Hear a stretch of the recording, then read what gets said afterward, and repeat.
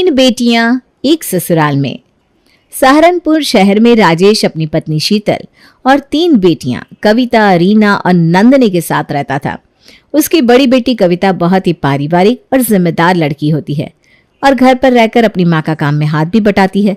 लेकिन उसी के उलट उसकी सबसे छोटी बेटी बहुत ही तेज और चंचल स्वभाव की थी, जो कि भी कॉलेज में पढ़ाई कर रही थी और रीना एक स्कूल में टीचर होती है। सुनिए जी, मैं बहुत दिन से सोच रही हूँ कि आपसे कहूँ। अरे तो इसमें सोचना कैसा है, बोल दो क्या कहना चाह रही हो। मुझे लगता है अब हमको अपनी बेटियों की शादी का सोचना चाहिए। अरे तू चिंता मत कर, कल कविता को देखने वाले आने वाले हैं। पड़ोस के मदन चाचा ने उनको हमारी कविता के बारे में बताया है। अच्छा जी, तो पहले क्यों नहीं बताया आपने? मेहमानों के स्वागत की बहुत सारी तैयारियां करनी पड़ेगी। अगले दिन राजेश के घर मेहमान आते हैं। शीतल उनका बहुत अच्छे से स्वागत करती है और मेहमानों के आगे 2-3 तरह का नाश्ता और मिठाई रखती है। जी, मदन चाचा ने बताया था आपके 3 बेटे हैं। हाँ जी, 2 मेरे बेटे हैं और एक मेरे छोटे भाई का बेटा है जो अभी कॉलेज की पढ़ाई कर रहा है। अरे भाई साहब, भाई का लड़का भी सगे की तरह ही तो होता है। जी जी, बिल्कुल सही कहा आपने बहन जी। हमारी भी 3 बेटियां हैं, जिसमें सबसे बड़ी कविता है, जिसके रिश्ते के लिए आप लोग आए हैं। अरे तो जल्दी से लड़की को बुलाइए बहन जी, मैंने उसकी बहुत तारीफ सुनी है लोगों से। बेटा नंदिनी, कविता को ले आओ। कविता के आते ही सुमित्रा अपनी तीखी नजरों से उसका जायजा लेने लगी। वो कविता से पूछताछ करने के लिए एकदम तैयार बैठी थी। उसके लिए एक बहू को हर कसौटी पर परखना बहुत जरूरी था। नंदिनी ने भी इस सिचुएशन को समझ लिया था। तुम्हें खाना बनाना आता है ना बेटा? जी आंटी, थोड़ा बहुत आता है, मम्मी ने सिखाया है। थोड़ा बहुत से काम नहीं चलेगा, हमारे घर में हर दिन कुछ नया खाना बनता है। क्या क्या बना लेती हो? अरे आंटी जी, सारा काम बहू मायके में ही सीख लेगी तो ससुराल वाले उसको क्या सिखाएंगे? नंदिनी की बात को सुनकर सबको हंसी आ जाती है। सुमित्रा ने फिर गंभीरता से कविता की तरफ देखा। अब उसकी अगली परीक्षा थी घर के नियमों और अनुशासन को लेकर। घर के कामकाज में कोई आलस नहीं चलेगा। सुबह 5 बजे उठकर सब काम समय से करना होता है। तुमने यह सब पहले किया है क्या? जी, मैं मम्मी के साथ घर के काम में हमेशा हाथ बटाती हूँ। हमारी बहुएं तो पूरे घर का काम खुद ही करती है, कोई मदद नहीं होती। तुम इतनी मेहनत कर सकोगी ना? आंटी जी, आप तो कविता को सुपर वुमन बनाने में लगी हैं क्या? अरे बेटा नंदिनी, तुम्हारे सवाल से तो मैं भी सोच में पड़ गया। ठीक है, लेकिन मेरी बहू को अनुशासन में तो रहना ही पड़ेगा। जी आंटी। सुमित्रा अब समझ गई कि कविता एक जिम्मेदार बहू बनेगी। अब कविता और मनोज की शादी पक्की हो गई। घर में खुशी का माहौल था और नंदिनी की मजाकिया बातें माहौल को और भी खुशनुमा बना रही थी। आकाश, मुझे लगता है तुमको आंटी से बात कर लेनी चाहिए। अरे नंदिनी, तुम ऐसे मुझसे बात या इशारा मत करो ना, वरना यहाँ सबको शक हो जाएगा कि हम दोनों एक दूसरे को जानते हैं। अरे यार आकाश, तुम इतना डरती क्यों? मैं बोल रही हूँ ना, अभी बात करो। अरे ठीक है, करता हूँ, पर तुम बीच में कुछ मत बोलना। अरे हाँ बाबा, ठीक है। अब घर में सबसे ज्यादा चर्चा का विषय आकाश और नंदिनी की गुपचुप प्रेम कहानी थी, जो धीरे धीरे खुलने वाली थी। आकाश अब और छिपा नहीं सकता था। वो सबके सामने अपनी बात रखने के लिए तैयार था। घर में सब रिश्तेदार मौजूद थे, माहौल खुशनुमा था, लेकिन आकाश के मन में बेचैनी साफ झलक रही थी। मम्मी पापा, मुझे आपसे कुछ कहना है। क्या बात है आकाश, आज तू इतना परेशान क्यों दिख रहा है? वो मैं और नंदिनी हम दोनों एक दूसरे से प्यार करते हैं। पूरे घर में एक पल के लिए सन्नाटा छा गया। सभी हैरानी से आकाश और नंदिनी की तरफ देखने लगते हैं। क्या कहा? ये बात तुम दोनों ने हमें पहले क्यों नहीं बताई? ये क्या तमाशा है? आंटी जी, हम डर रहे थे कि आप सब क्या कहेंगी। अरे भाई, ये तो फिल्मी सीन निकला। वाह, ये तो बड़ा ड्रामा हो गया, हमें कुछ भनक तक नहीं लगी। सुमित्रा ने एक तीखी नजर नंदिनी पर डाली, जैसे उसकी हरकत को तौल रही हो, लेकिन फिर उसने आकाश के चेहरे पर सच्ची भावनाएं देखी। उसके अंदर की सांस सख्त थी, पर अपने बेटे की खुशी से ज्यादा कुछ नहीं था। उसने थोड़ी देर सोचा, लेकिन आखिरकार हंसते हुए सबके सामने अपनी सहमति दे दी। ठीक है, अब चुप क्या हो? अगर प्यार किया है तो शादी भी कर लो। सच मम्मी, अब मान गई? अरे हाँ आकाश, सुमित्रा दीदी मान गई है, वरना तुम्हारी हालत पतली कर देती। अब प्यार किया है तो निभाना तो पड़ेगा ही। देखा, आंटी जी भी हमारी टीम में आ गई। अभी माहौल ड्रामेबाजी से शांत ही हुआ था कि रिश्तेदारों ने सोहन को छेड़ना शुरू कर दिया। सोहन पहले से ही अपनी कुर्सी पर बेचैन बैठा था, जैसे उसे कुछ अनहोनी का डर सता रहा हो। अरे सोहन भैया, इतने बेचैन ना हो, अब सिर्फ तुम ही बचे हो, और खुशी की बात यह है कि तुम्हारे लिए हमने लड़की पहले से देख रखी है। क्या कौन है वो लड़की और कहाँ की है, और आप सबने मुझसे क्यों छुपाया? सोहन के इतने सवालों से उसकी हैरानी और परेशानी साफ झलक रही थी। तभी राधिका मजे लेकर बोली, अरे अरे सोहन, इतने घबरा क्यों रहे हो? लड़की तो वही है जो तुम्हारे साथ कॉलेज में पढ़ाती है। सोहन का चेहरा एकदम सफेद पड़ गया। कमरे में अचानक चुप्पी छा जाती है। सबकी नजरें सोहन की तरफ थी। मेरे साथ कॉलेज में पढ़ाती है, वो कौन है?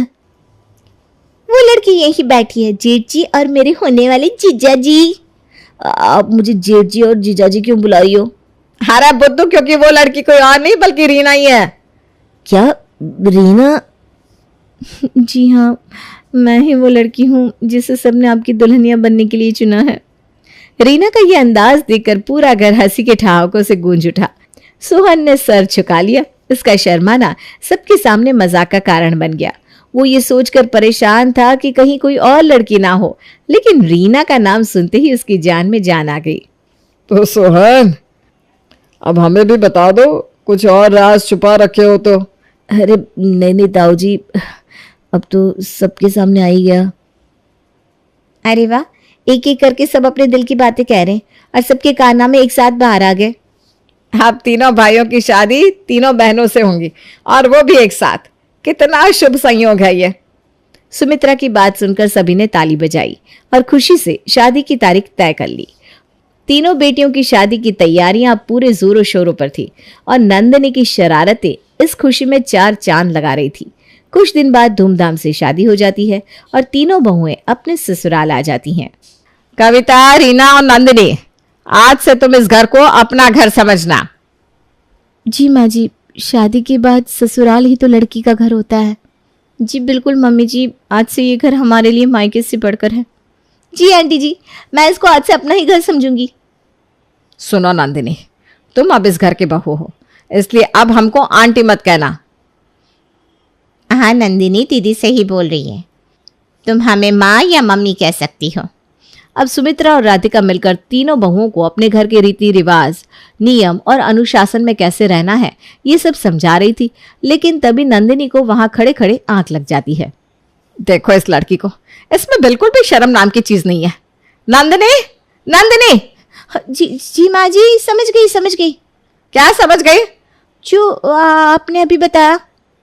लेकिन तुम तो सो रही थी, फिर कैसे समझ गई? नहीं मम्मी, मैं माँ जी की बातों को बहुत ध्यान से सुन रही थी। सुमित्रा नंदिनी के चंचल स्वभाव से वाकिफ थी, इसलिए वो बात को टालकर सबको समझा बुझाकर बात खत्म करती है। अगली सुबह कविता और रीना जल्दी जल्दी उठकर अपने काम में लग जाते हैं। तभी किचन में कविता रीना से पूछती है, अरे रीना, ये नंदिनी कहाँ है? सुबह से दिखाई नहीं दी। मुझे लगता है दीदी वो अभी उठी भी नहीं होगी। अरे तो उसे जल्दी उठा देना, किसी ने देख लिया तो उसे सोते हुए। उसके साथ हमारी भी खटिया खड़ी हो जाएगी। तभी अचानक राधिका किचन में आ जाती है। अरे कविता बेटा, नाश्ता तैयार हो गया क्या? जी माँ जी, बस 5 मिनट में हो जाएगा। अच्छा ठीक है। अरे रीना, ये नंदिनी कहाँ है? वो मम्मी जी अभी यहीं थी, अब शायद कहीं दूसरा काम करने लगी होगी। जब वो आ जाए तो उसे मेरे पास भेज देना। जी मम्मी जी, भेज दूंगी। अब कविता तुरंत रीना को नंदिनी को जगाने भेजती है। रीना दौड़ते हुए नंदिनी के कमरे में जाती है, लेकिन वो तो मजे से बिस्तर पर पड़ी सो रही होती है। नंदिनी, अरे नंदिनी जल्दी उठ, वरना आज तेरी वजह से हम सब फंस जाएंगे। अरे यार क्या है दीदी, सोने दो ना, कितनी मस्त नींद आ रही है। तभी राधिका पीछे से आकर एक मग पानी नंदिनी के मुंह पर फेंकती है और नंदिनी हड़बड़ाकर उठ बैठती है। अपने सामने राधिका को खड़े देखकर वो घबरा जाती है। नंदिनी, ये क्या बचपना है? तुम्हारी ये हरकत अगर सुमित्रा दीदी देख लेती तो आज तुम्हारे साथ हम तीनों की भी क्लास लग जाती। सॉरी मम्मी जी, आगे से ऐसा नहीं होगा। जल्दी से 10 मिनट में तैयार होकर किचन में आ जाना, वरना तुम्हारी खैर नहीं, समझी? जी मम्मी जी, अभी आती हूँ। अब जैसे तैसे सुबह का नाश्ता नंदिनी अपनी बहनों के साथ मिलकर सबको करवाती है। उसके बाद सुमित्रा सबको बोलने लगती है।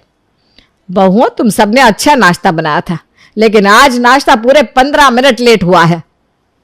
अरे जाने दो ना दीदी, ये सब अभी नहीं है, इसलिए इनको ये सब नहीं पता। नहीं राधिका, अगर अभी से इनको अनुशासन में नहीं रखा गया तो ये सब अपने मन का करने लगेंगी, इसलिए इनको ये बताना बहुत जरूरी है। जी दीदी। सुमित्रा तीनों को उठने, खाने और सारे काम करने का समय बता देती है। कविता और रीना दोनों अच्छे से ये बात समझ जाते हैं, लेकिन नंदिनी इसको सीरियसली नहीं लेती और अपने हिसाब से ही काम करती है। तभी एक दिन, कविता, रीना, मुझे पता है तुम दोनों समझदार हो, घर के नियमों का पालन करती हो, ऐसे ही अच्छे से घर संभालो। जी माँ जी, हम कोशिश कर रहे हैं कि सब कुछ ठीक रहे। हाँ मम्मी जी, आप जैसा कहेंगी हम वैसा ही करेंगे। लेकिन मम्मी जी, मेरी तो ये आदत है, अगर कोई गलत बात करे तो मैं उसका विरोध करती हूँ, और वो करूंगी भी। गलत? मेरे घर में कोई गलत बात नहीं होती, समझी नंदिनी? अगर बहुएं इंसानों की तरह नहीं मशीनों की तरह काम करे तो ये तो गलत ही है ना। नंदिनी, तुझे बड़ों से बात करने की तमीज है कि नहीं? माँ जी, इसे माफ कर दीजिए, इसे पता नहीं कैसे बोला जाता है, मैं इसे समझा दूंगी। ठीक से समझा देना, अगली बार मैं ये बर्दाश्त नहीं करूंगी, समझ लेना तुम तीनों। कविता और रीना अब नंदिनी को बहुत समझाते हैं, लेकिन उसको कुछ समझ में नहीं आता। वो दिखावे के लिए उन दोनों को हाँ हाँ कर देती है, लेकिन मन ही मन वो इस अनुशासन भरे नियमों से तंग आ चुकी थी। पता नहीं ये माँ जी अपने आप को क्या समझती हैं। बहुएं क्या मशीन होती है जो दिन भर काम में लगी रहे, ऊपर से इनके नियम और अनुशासन। I hate this. अब मुझे ये सब बदलना पड़ेगा। हर बार जब सुमित्रा या राधिका कोई ऐसा नियम बनाती जो बहुओं के लिए ठीक ना हो, कविता और रीना तो चुपचाप उसे मान लेती थी, लेकिन नंदिनी अपनी आवाज उठाने से पीछे नहीं हटती थी। उसे लगता था कि अपने आत्मसम्मान के लिए खड़ा होना जरूरी है। नंदिनी बेटा, घर के नियमों का पालन करना जरूरी है। तुम ये हर बात में दखल दोगी तो सब नाराज हो जाएंगे ना। मम्मी जी, अगर बात सही हो तो मैं मान लूंगी, लेकिन गलत बातों पर चुप नहीं रह सकती मैं। अरे नंदिनी पागल, ऐसे तो पूरा घर तुमसे नाराज हो जाएगा। हाँ नंदिनी, हमें यहाँ शांति बनाए रखनी है, वरना हर दिन घर में किसी न किसी बात पर लड़ाई होती रहेगी। लड़ाई से डरने की कोई जरूरत नहीं है, कभी कभी अपनी बात रखने के लिए लड़ना जरूरी होता है। नंदिनी, इस घर में सुमित्रा दीदी के बनाए हुए अनुशासन से ही काम करना होगा, समझी? अब धीरे धीरे सुमित्रा के कड़े अनुशासन और नियमों का असर और बढ़ने लगा। सुमित्रा चाहती थी कि हर चीज उसके हिसाब से हो, जो बहुओं के लिए मुश्किलें खड़ी करने वाला था। सुनो तुम तीनों, सुबह उठने का टाइम 5 बजे है, अगर देर हुई तो समझ लो मेरा गुस्सा देखना पड़ेगा। मम्मी जी, हम इंसान है या मशीन? इतनी जल्दी उठकर कैसे काम करेंगे? माँ जी, हम कोशिश कर रहे हैं, लेकिन हर दिन ये सख्ती मुश्किल है। बहुएं घर का काम करने के लिए होती हैं, आराम करने के लिए नहीं आई यहाँ। पर हम काम से भाग नहीं रहे मम्मी जी, लेकिन इतने कड़े नियम।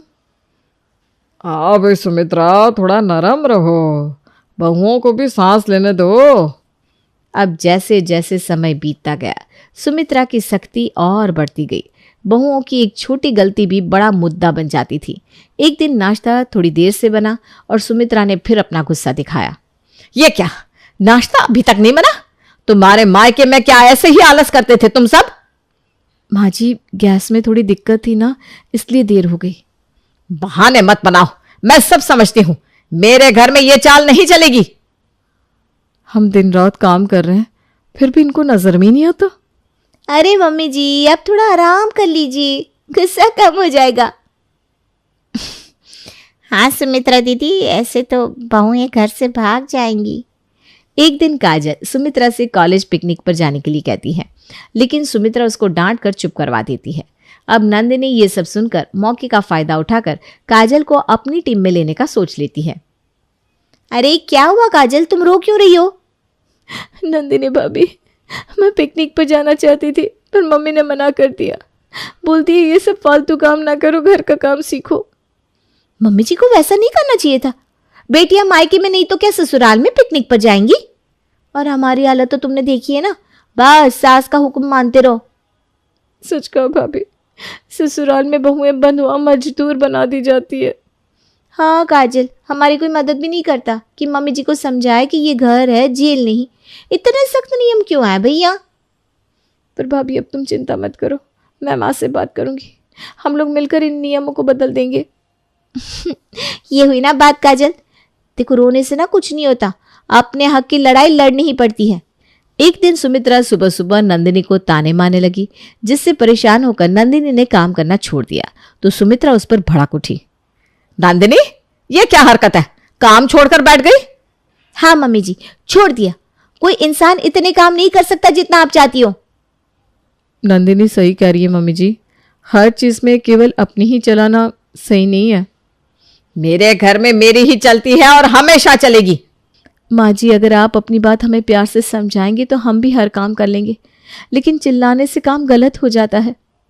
दीदी, थोड़ा सोच समझ कर चलो ना, बहुओं को दबाकर रखने से कुछ नहीं होगा। सुमित्रा की सख्ती से तंग आकर एक दिन काजल और नंदिनी ने आपस में बात की। उन्होंने मिलकर फैसला किया कि अब कैसे सुमित्रा का सामना करना है। नंदिनी, तुमने आज फिर मेरे बनाए नियम तोड़े, मैं अब तुमको नहीं छोड़ूंगी। माँ, तुम क्या नियम करती हो? नियम जेल में होते हैं, घर में कैसे नियम? मम्मी जी, मैं आपकी हर बात मानती हूँ, बल्कि घर में सब आपकी बात मानते हैं, लेकिन तब भी आप सबको अपनी उंगलियों पर नचाना चाहती हैं। ये तो बहुत गलत बात है। हाँ दीदी, ऐसे तो घर में बहुएं हमारे खिलाफ हो जाएंगी। सुमित्रा, बहुएं सही कह रही है, इतने कड़े नियमों की जरूरत तो जेल में होती है। मुझे लगता है तुम्हें इसमें सुधार करना चाहिए। सबका ऐसे एक साथ सुमित्रा के नियमों पर बोलना उसको बिल्कुल शांत कर देता है